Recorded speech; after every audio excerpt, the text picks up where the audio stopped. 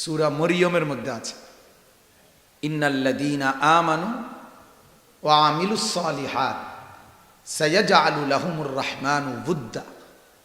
আল্লাহ তাআলা বলেন, যারা ঈমানওয়ালা এবং নেক আমলওয়ালা, আমি আল্লাহ আমার সমস্ত সৃষ্টির মধ্যে তাদের জন্য মহব্বত দিয়ে দিই। কোরআনের আয়াত। বুদ্দা, সবার বুদ্দুন শব্দের অর্থ মহব্বত, ভালোবাসা। এই আয়াতের তাফসীরে আছে, তাফসীরের কিতাবে আল্লাহ পাক রব্বুল আলামিন তার প্রতি ভালোবাসা তৈরি করে দেয়। এটাই বলতেছিলাম যে তাফসীরে আছে, আল্লাহ তাআলা যখন তার কোনো বান্দাকে মহব্বত করে ঈমান আর আমলের কারণে, ঈমান আর আমলওয়ালাকে আল্লাহ ভালোই বাসে। এটা কোরআনুল কারীমে আছে, আল্লাহু ওয়ালিয়ুল্লাযীনা আমানু। আল্লাহ বলেন, যারা ঈমানওয়ালা আল্লাহ তাদের বন্ধু। সুবহানাল্লাহ। ঈমানওয়ালার বন্ধু কে বলেন? আল্লাহ। আবার কোরআনুল কারীমে আল্লাহ বলেন, ইন আউলিয়াউহু ইল্লাল মুত্তাকুন। সমস্ত তাকওয়াওয়ালা, গুনাহ থেকে যারা বেঁচে থাকে তারা সকলেই আল্লাহর বন্ধু।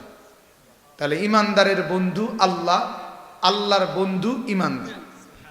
বুঝছেন? এখানে কিন্তু দুইটা কথা, একটা হলো ঈমানদারের বন্ধুকে, আবার আল্লাহর বন্ধুকে। हम यहाँ से तुम वहाँ से, दोनों जानिब से इशारा हो। এটা একটা ভালোবাসার সবক, যে আমি এখান থেকে, তুমি সেখান থেকে। আমি এখান থেকে বলি আল্লাহ আমি আপনাকে ভালোবাসি, আল্লাহও ওইখান থেকে বলে বান্দা আমিও তোমাকে ভালোবাসি। हम यहाँ से तुम वहाँ से, दोनों जानिब से, মানে দুই দিক থেকেই ইশারা হুয়া, ইশারা হয়েছে, দুজনেই ইঙ্গিতে বুঝাই জানায় দিছে। বান্দা নিজেও বুঝতেছে তার কলিজায় নামাজের জন্য বেচাইনি, আজান হলেই অস্থির হয়ে যায় কখন নামাজ পড়বে। আল্লাহর হুকুম মানার জন্য অস্থিরতা, জিকির করার জন্য অস্থিরতা, কোরআন পড়ার জন্য বেচাইনি, পেরেশানি। তো সে বোঝে যে আমার দিলে আল্লাহর মহব্বত চলতেছে। আর আল্লাহর মহব্বত যখন কারো মধ্যে থাকে, এটা প্রমাণ করে আল্লাহও তাকে ভালোবাসতেছে। সুবহানাল্লাহ।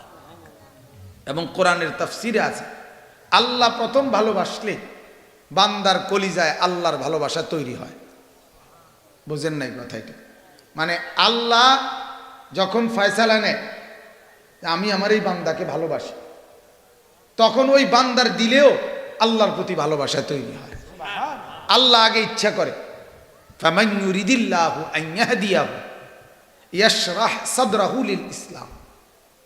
কোরআনে আল্লাহ বলছেন, আল্লাহ যাকে আগে ফয়সালা করে হেদায়েত দিয়ে দিবে, আল্লাহ আগে সিদ্ধান্ত নিলে ইয়াশরাহ সাদরাহু লিল ইসলাম, আল্লাহ নিজেই তার দিল ইসলামের জন্য তখন খুলে দেয়। ওমর রাদিয়াল্লাহু তাআলা আনহু কোনোভাবেই মুসলমান হওয়ার সুযোগ বা সম্ভাবনা নাই, এমনকি উনি কোনো বুঝতেও যাইতেছে না।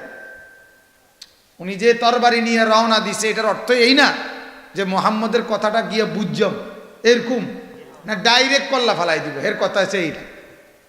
কিন্তু আল্লাহ তাআলা ফয়সালা নিছে কি দিবে? হেদায়েত দিবে।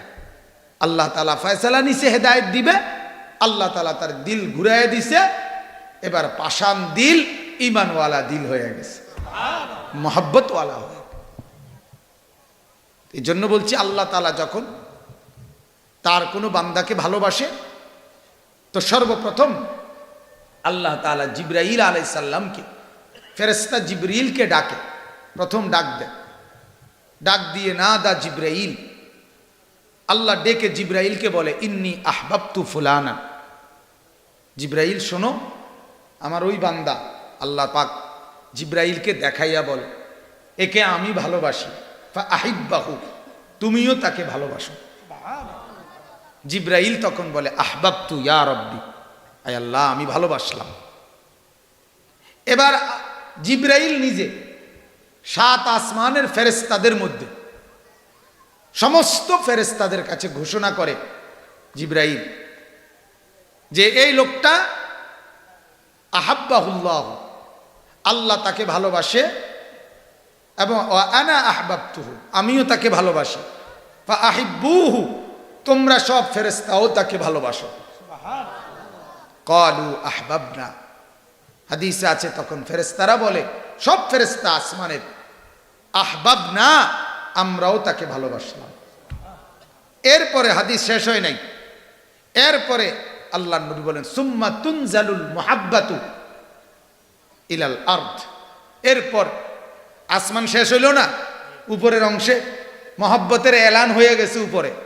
আল্লাহ, জিব্রাইল এবং 7 আসমানের সব ফেরেশতা, এবার আল্লাহর নবী বলেন ওই মহব্বতের ঘোষণাটা জমিনে নাইমা আসে, জমিনে নামে।